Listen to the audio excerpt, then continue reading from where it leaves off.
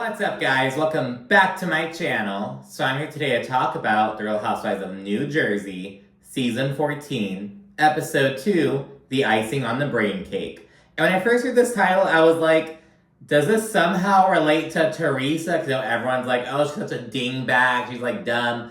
But it's like, no, it doesn't relate to Teresa at all. It relates to Nate Cabral, Danielle's husband. We'll get into that in a second. But first, be sure to like, comment, subscribe. And let's dive into the tagline. So Melissa's is, it's hard not to burn bridges when you're on fire. And when I first heard it, I was like, okay, girl. But then I was like, it's hard not to burn. I was like, you're kind of calling yourself like a bitch who can't... I kind of get it, but maybe something like, oh, like, naturally you're going to burn a couple bridges if you're on fire. Like, something like that. I don't know. But I can obviously relate to Teresa bullshit. Of course. We haven't really seen Teresa talk about Melissa so far, but we're seeing Melissa talk about Teresa a whole fucking lot. Dolores was so fucking lame. I'm a girl from Patterson, playing Switzerland, dating an Irishman. An Irishman who won't get divorced and won't fucking propose to you, but okay, Dolores. Include him in your fucking tagline. Although, she didn't include Polly in, like, her, because you know how, like, they'll show, like, the family members and whatnot, like, when they get introduced to a scene, like, with Dolores, we'll see Frank Catania and their two kids, but we don't see Polly at all, so it's like, interesting. Danielle, I'm bougie, unbothered, and above your drama. That's not true, but okay, girl. But Margaret's is pretty fucking true. You're taking cheap shots. I'm taking screenshots. Just diving into her, like, being this fucking rumor mill, fucking Gretchen Wieners with her hair full of secrets. Like, just kind of that kind of vibe. Rachel, if you don't have my back, at least have a backbone. Kind of seemingly referring to Jen Fessler, because Jen Fessler, in the last, like, 6 minutes of this episode, she had the girls fucking flustered, all riled up. They're like, oh, she's betraying, and... Interestingly, Margaret's accusing both Jackie and Jen Fessler.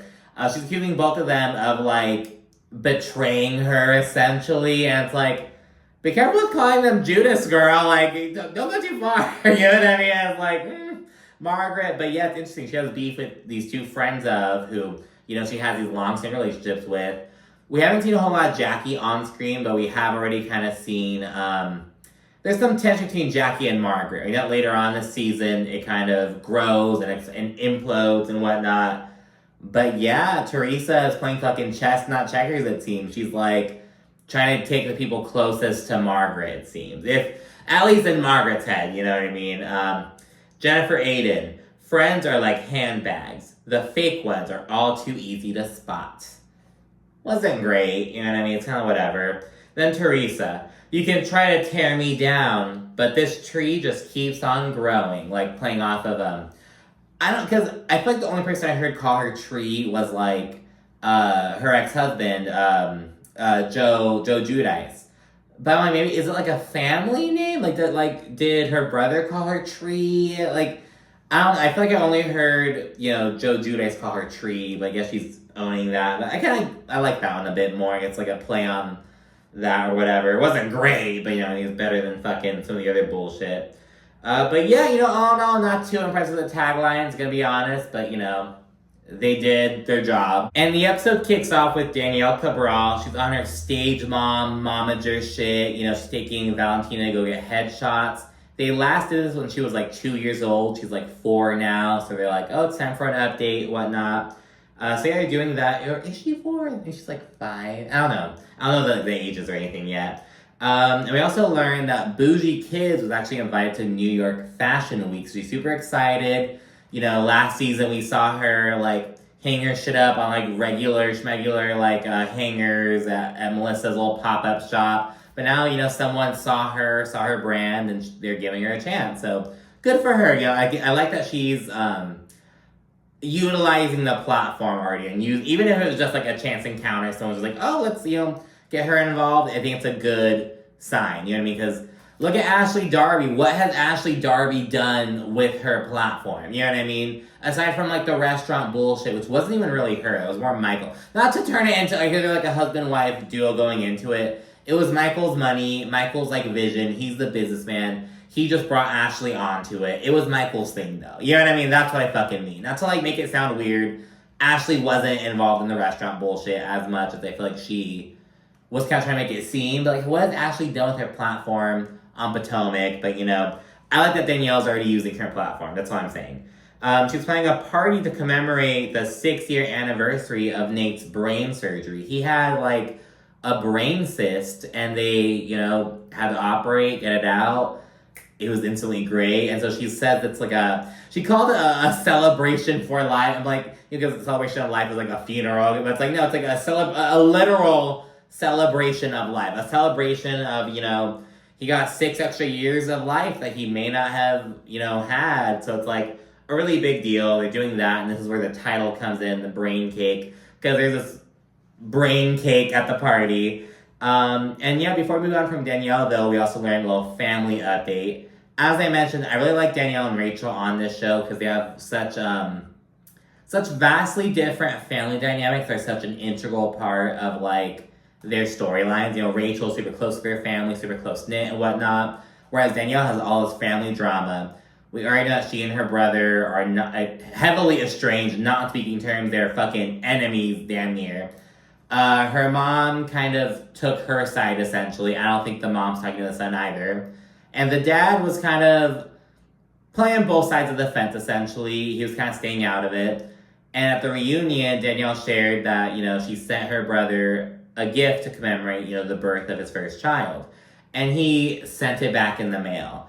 And it's so crazy because on my dad's side, like years ago when I was like middle school or high school, there's a lot of nasty drama on my dad's side of the family. We don't really have the drama on my mom's side, but like on my dad's side, we have some of that drama type shit. It's just like, oh my gosh. Again, I wasn't really involved in any way. I mean, I was a kid, but it was just like, ugh. But yeah, similar vibes with that. And Danielle said that, you know, her dad didn't, like, take up for her. He didn't, like, you know, tell her, your brother's an idiot for that. He just kind of stayed out of it.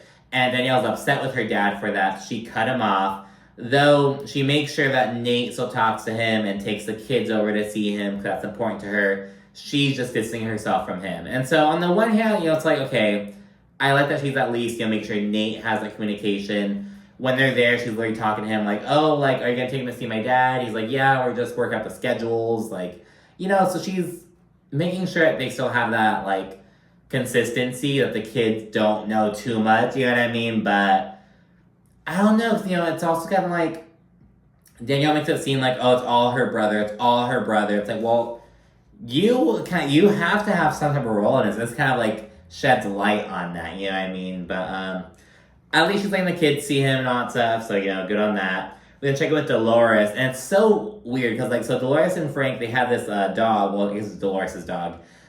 His name is Dog. So, like, it'll be barking, and she'll like, dog, like, and it's like, yes, Dolores, dog. You know what I mean? I'm like, well, it's just so, like, funny to me. But we check with Dolores, and she's getting back into real estate. I didn't know she was in real estate at any point. I didn't know she, like, had flipped houses. I guess she was actually, like, in like a realtor at one point. And she discusses how her independence and self-sufficiency is, like, so important to her because she didn't have that when she was with Frank.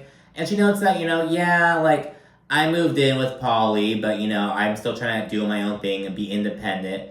Though she's trying to, like, go into real estate with Polly. I don't know, Dolores is kind of showing a good, on the one hand, it's kind of, like, contradictory in a way, but on the other, it's like, I am being independent, but I should still be able to rely on you as, like, a business. Like, she's kind of trying to show that, like, you know, you can be reliant, but still, like, you know, lean on your partner with these pursuits. I don't know. And on the one hand, I'm kind of like, okay, that's kind of a contradiction. I'm trying to be independent, but go into business with you. You know, it's like, do it yourself. But I don't know. No, I'm not going to fucking talk about that. Anyways, then see Teresa and Louis. They're planning to attend an event to commemorate Louis' father being 8 years sober.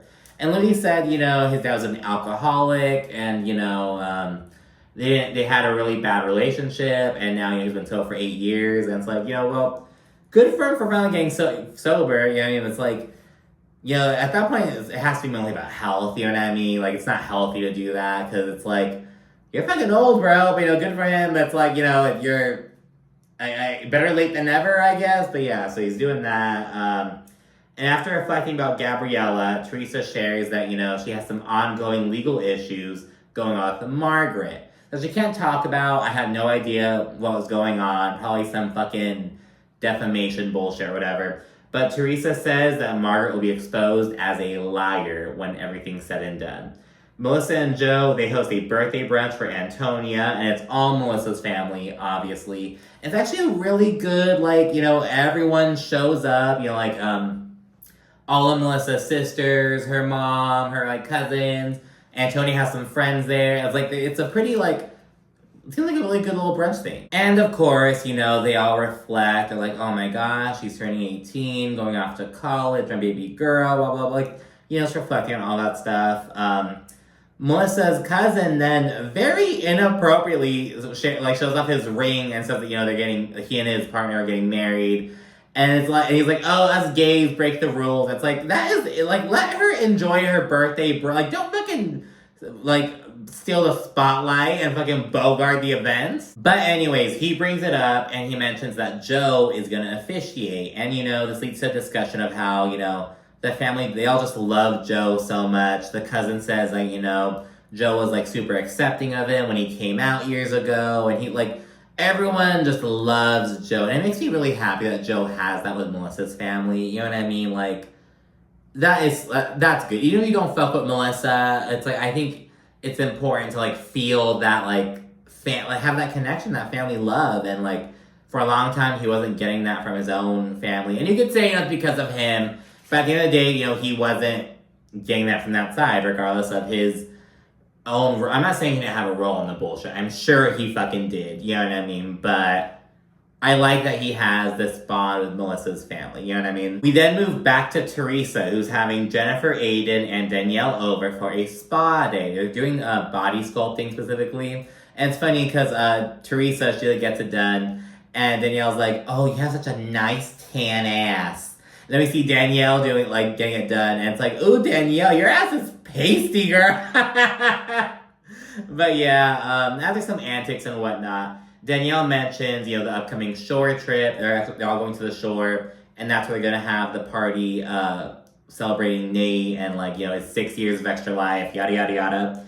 And she's actually gonna be staying with John and Rachel. And as we know, Rachel has some serious drama with Teresa going on. And, Danielle's like, look, I'm starting over with her, and, I don't want to dismiss her just because of, your issues with her. And Teresa's kind of like, whatever, if they don't want to believe me, it's fine, do your thing. I'm not going to tell you what to do. So, they talk about that. We then move to Melissa again. It's her, Rachel, and Margaret. They're meeting for pickleball. Afterward, Rachel discusses her rheumatoid arthritis. I had no idea. So she said when she was 4 years old, she found them. And by the way, Rachel was 4 years old in 1995. She's so young, by housewife standards especially. But anyway, she said when she was 4 years old, she fell in the monkey bars, broke her leg, and was in a cast. Then when they took the cast off, her leg was so inflamed and swollen and whatnot. So he did blood work and everything and found that she had juvenile rheumatoid arthritis or whatever. And she said that, she's been on medication forever. She had both her hips replaced. She was 18 years old. But because of that, she was able to, go off to college. She mentioned being, a bodybuilder and stuff like that back in the day. She showed pictures of her and Brittany, Frank Catania's girlfriend. They used to be bodybuilders together and train with Frank and all that stuff. She was able to do all that because she got her hips replaced at 18.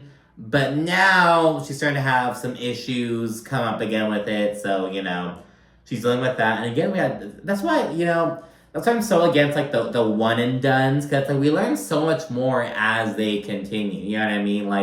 I love Danielle and Rachel for the show. As soon as they came on, they fit in perfectly with all that shit. But we're learning more about them. So I really like that.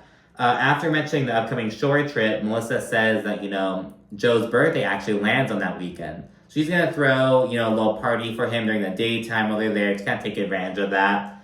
And then Margaret takes the opportunity to ask Rachel about Teresa's allegations on John Food about him being a drug dealer in Bergen County and selling coke and all that shit. And Rachel explains that, when John was 17, he was arrested for selling marijuana. And that's it. That's the rumor. That's what was blown out of proportion to he's this crazy coke dealer, the fucking baddest boy in Bergen County. All that shit. Like, no, you got arrested for weed. So, there's that. And she also says that Teresa is disgusting for weaponizing this thing that happened when he was a minor, when she herself is a criminal who went to prison. So that's what Miss Rachel says. It's now time for the Jersey Shore trip, and everyone's gonna be split up between 3 houses. At Jennifer Aydin's house, it's gonna be her, Teresa, and Dolores. At Rachel's house, it's gonna be Rachel, Danielle, and Jen Fessler. And at Melissa's house, it's just gonna be her and Margaret. And it took me a second, I was like, hey, where the fuck is Jackie? But yeah, so we learn a bit more later, but Jackie is not on the trip yet. And yeah, we see a little montage of them all settling in and whatnot, going back and forth between the short houses. And at Rachel's, some tension comes up regarding Jen Fessler and Danielle kind of being in the middle between Rachel and Teresa.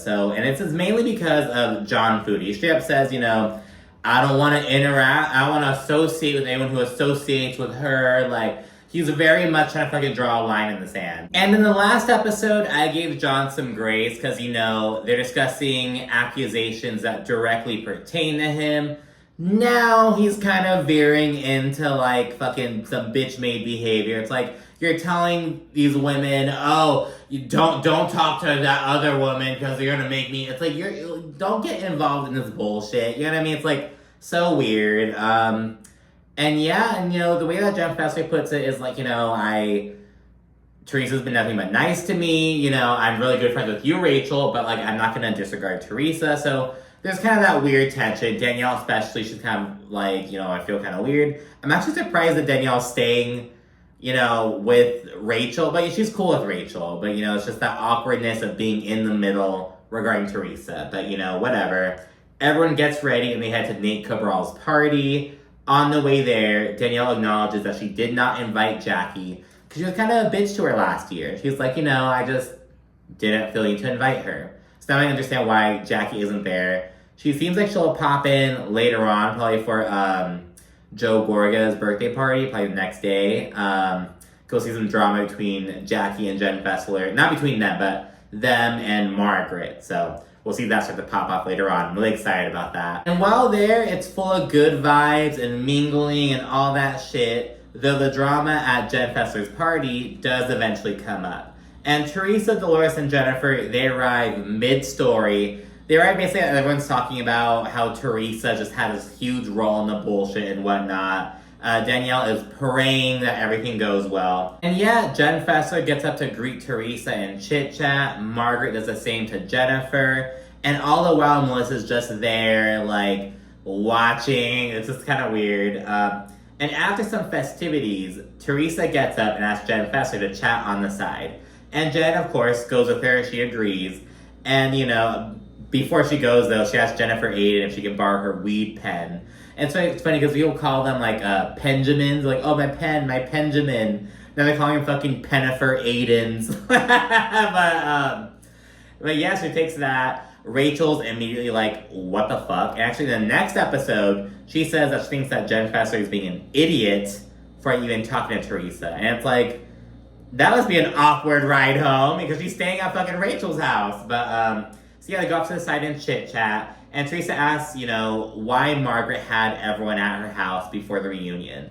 Which kind of seems like it's like, it's a meeting of the minds. Just kind of chit-chatting, talking about how they're going to conduct themselves. I don't think it's that weird, but I can kind of get how, with, concerning their relationship, you can be like, oh no, there must be some kind of ulterior motive or whatever. There must be some plotting going on. And Jen Fessler says that they're just prepping for how to counter Louis' statements. So basically, like, he got a private investigator, so they all met up to prepare themselves. Specifically, it was Jackie by herself without Evan, Margaret and Joe Benigno, Jen and Jeff Fessler, Melissa and Joe, and Rachel and John Fuda. So they were the ones who all congregated at Margaret's place. And then Teresa, she asked about Jen Fessler's alleged, you guys didn't carry out the plan right. The comment about her allegedly saying that Danielle, Pauly, and Louis all allegedly fucking overheard. And Jen clarifies that, I never said that. I was just pointing out that, you know, Margaret, so she brought like screenshots of like phone records or whatever, but she said she had a recording of the conversation that was never played. John Fuda, he like showed off his manila envelope, like, hey, an eye for an eye, buddy. I got this information right here. She's like, you never even opened it. So she's kind of like, hey, you're talking the talk, you're talking all this shit, but not like walking the walk at the end of the day. You're not like doing anything with it. So Jen says that that's what she meant, and Teresa's kind of like, oh, okay, all right, you know, like they didn't produce anything of value essentially. And meanwhile, on the side, Melissa says this conversation is weird, and Margaret says, when Jen's cocktailed up, you never know what she's gonna say. And she like kind of sighs, and it's like, very interesting reaction. Like very interesting reaction, Margaret. Like, that's just so intriguing. Then Jen Fessler asks to sit down with Teresa, and she says, you know, as Margaret's friend, she saw her hysterical after, you know, she alleged that Louis called her son at work. And Teresa's like, I swear to God, on my 4 daughters, we did not do that. And Jen Fessler's even like, because remember at the reunion, Margaret produced Louis' phone number. His phone number was on like the records. And you know, I know there's like Photoshop and shit, but it's like, it's very interesting, very suspicious. And this is also where Jen Fessler goes against Margaret's plea with her. She was like, I don't want you to talk about me at all. I don't want you to bring up the situation with my son. Don't talk to Teresa about me at all. And Jen Fessler agreed to it just last episode, but now she's doing her own thing. She then asked about Teresa's comment regarding John Fuda. She's basically like, were you saying that he's a huge drug dealer like now or back in the day? And Teresa's like, no, I meant back in the day. Now I think he looks like a great man, a great father, great, you know, doing his thing. But back in the day, he was on that shit. And, you know, Jeff Fessler's like, Teresa, they thought you meant now. They thought you meant currently. And I was kind of like, did they though? Like, did they think she meant current? Like, it seemed like she was, I don't know. Like, did they really think that? I don't know. I'm not really sure. But Jen Fessler said that. In a confessional, Jen then says that she likes Teresa. And maybe that makes her disloyal. But, you know, she likes her. What did you say? And then they hug. And Rachel is flabbergasted. And yeah, we're going to see Rachel and Margaret get really upset with Jen Fessler next episode. And yeah, we're starting to see some of the dynamics change up. And I'm loving the season so far. But anyways, be sure to like and subscribe. Let me know what you thought about the episode down in the comment section. And of course, stay tuned for more. Thank you for watching. Bye.